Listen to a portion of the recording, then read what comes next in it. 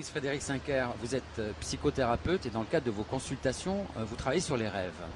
Vous avez vous-même réalisé une analyse de rêve avec une analyse formée par Étienne Perrault de l'école jungienne, puis vous avez été formé aux techniques hyperventilatoires. Alors pour vous, qu'est-ce que le rêve? Alors le rêve aujourd'hui est un état modifié de conscience. Il faut savoir qu'autrefois, les oniromanciens ou les interprètes de rêve distinguaient différentes catégories et donc ce qu'on appelait rêve proprement dit ou les cauchemars, ils n'en tenaient pas compte pour l'interprétation. Avec le temps, donc, il y a eu une vulgarisation ou une simplification du mot songe en rêve, mais c'est une erreur. Donc le mot juste serait songe. Le rêve, c'est l'activité onirique, c'est-à-dire l'activité qui se produit pendant le sommeil. Donc le rêve appartient au sommeil, que ce sommeil soit fait pendant la nuit ou pendant une sieste. Il y a une activité onirique et donc à partir de là, on distingue aussi des catégories de rêves, puisqu'il y a des rêves qui sont interprétables et d'autres non. Pour quelle raison? Parce que pendant notre activité onirique, donc pendant le sommeil, que l'on dort, il y a des images qui peuvent survenir dues au stress d'une journée, dues au bruit. Par exemple, à Paris, il y a énormément de bruit. Vous prenez une personne qui rêve, qui a des images très tourmentées parce qu'elle est dans un quartier un peu bruyant. Si vous la mettez dans un autre contexte, à la campagne ou à la mer ou à la montagne, dans un premier temps, elle va complètement s'apaiser et donc elle ne va plus fournir le même genre de rêve, le même genre de scénario. Exactement. Donc cela sera peut-être un peu plus digne d'interprétation. Donc il y a des images hypnagogiques, donc ce qu'on appelle les rêves exutoires ou les rêves poubelles pour faire simple, dont on ne tient pas compte dans l'interprétation.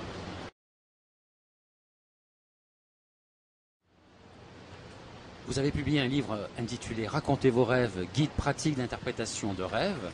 Ce livre fournit-il une méthode pour interpréter soi-même ses rêves? Il ne fournit pas de méthode pour interpréter soi-même ses rêves. Par contre, il renseigne sur la façon dont procède un interprète pour interpréter correctement. Donc, dans un premier temps, en guise d'introduction, j'ai averti le lecteur que les rêves n'étaient pas un copier-coller de la vie éveillée, et vice-versa. La vie éveillée n'est pas un copier-coller de la vie onirique. Et donc, il fallait se méfier de ces images parce qu'il y a une confusion un petit peu là-dessus. Et il y a des rêves qui sont le produit de l'imaginaire de l'homme qui ne sont pas dignes d'interprétation. Donc c'est à la fois un garde-fou, c'est toujours, comment dire, on fait un petit peu du surf quand on s'intéresse aux rêves, car il fournit énormément d'indications sur sa propre vie, mais il faut savoir trier le bon grain de livret.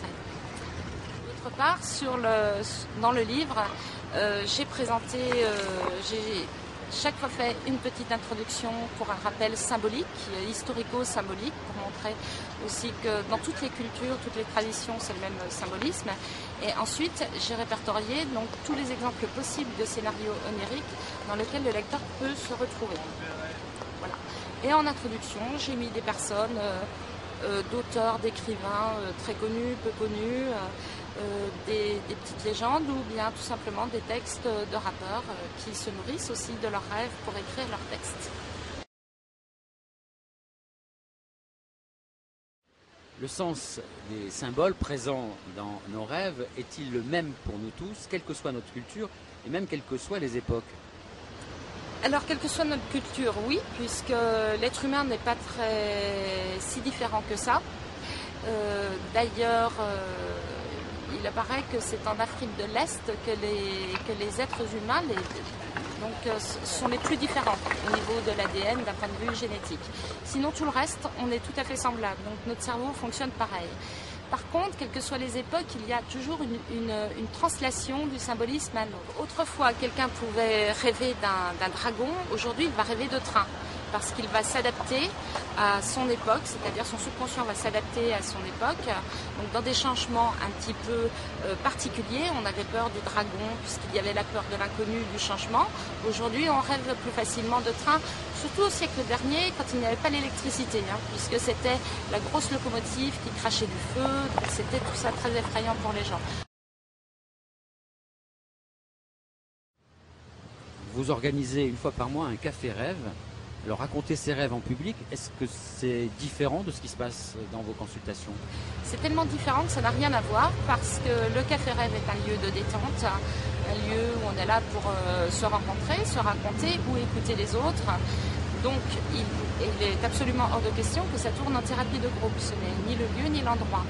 Donc les gens viennent par curiosité, beaucoup, d'autres pour avoir une connaissance un petit peu du symbolisme. Enfin, dans un premier temps, ils découvrent. Et quand ils continuent de venir, c'est pour avoir une petite connaissance du symbolisme, pour se raconter un peu, et aussi parce qu'ils ne sont pas prêts à faire une thérapie.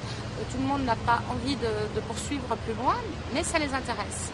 Dans le cadre d'une consultation, il y a un temps d'ouverture, un temps de fermeture. C'est un travail soutenu qui se fait sur plusieurs mois ou sur quelques années. Et à quoi peut servir de s'intéresser à nos rêves? S'intéresser à nos rêves, déjà dans un premier temps, c'est s'intéresser à soi. Donc c'est écouter sa voix intérieure. Et qui est souvent très différente de la voix extérieure, c'est-à-dire des préceptes éducatifs donnés par une famille, par une religion ou par une société.